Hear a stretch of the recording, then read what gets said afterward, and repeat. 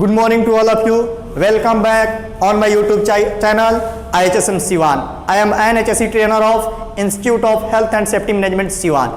So मेरे प्यारे दोस्तों, ऑल सेफ्टी प्रोफेशनल्स, आप लोगों के लिए आज मैं बहुत ही इंटरेस्टिंग एक टॉपिक लेके आया हूँ और टॉपिक का नाम है cost of accident. Because when we work in a company, any types of accidents take place and there are some cost.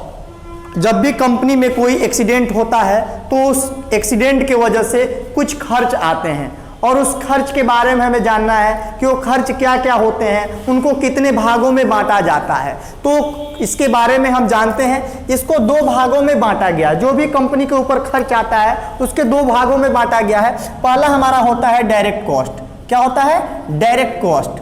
अब इसके भी कुछ एग्जाम्पल्स होते हैं. डायरेक्ट कॉस्ट कहने का मतलब है कि कौन कौन से खर्च हैं जो डायरेक्ट कॉस्ट में शामिल होते हैं और कौन कौन से ऐसे खर्च हैं जो इनडायरेक्ट कॉस्ट में शामिल होते हैं. तो हम अभी यहां जानेंगे कि क्या क्या खर्च हैं जो कंपनी के ऊपर आता है. ये तो दोनों कॉस्ट ही कंपनी के ऊपर ही आते हैं, बट यहां जानने की जरूरत यह है कि क्या क्या खर्च डायरेक्ट कॉस्ट में आते हैं और कौन कौन से खर्च हमारे इनडायरेक्ट कॉस्ट में आते हैं. इसमें हमारे आते हैं पहले जैसे first aid medical treatment. First aid medical treatment. आपके साइट पे कोई भी वर्कर अगर इंजर्ड हो जाता है, एक्सीडेंट हो जाता है, तो सबसे पहले उसको फर्स्ट एड ट्रीटमेंट दिया जाता है. इसमें कुछ खर्च आता है. ये खर्च जो होता है किस में आता है? डायरेक्ट कॉस्ट में आता है. उसके अलावा hospital cost, hospital and medical cost, ये भी आपके किस में आते हैं? डायरेक्ट कॉस्ट में आते हैं. उसके अलावा sick pay. Suppose your workers are ill since, आपके वर्कर बीमार पड़ जाते हैं तो वहां भी आपको क्या करने होते हैं?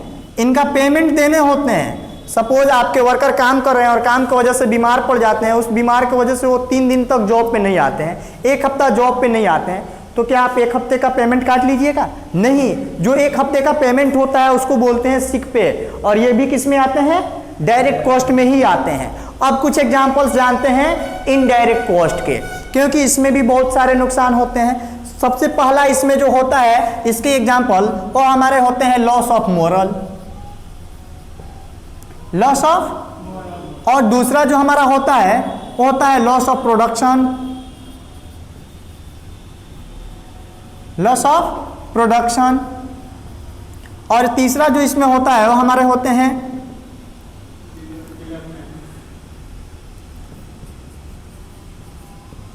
Fines and penalty.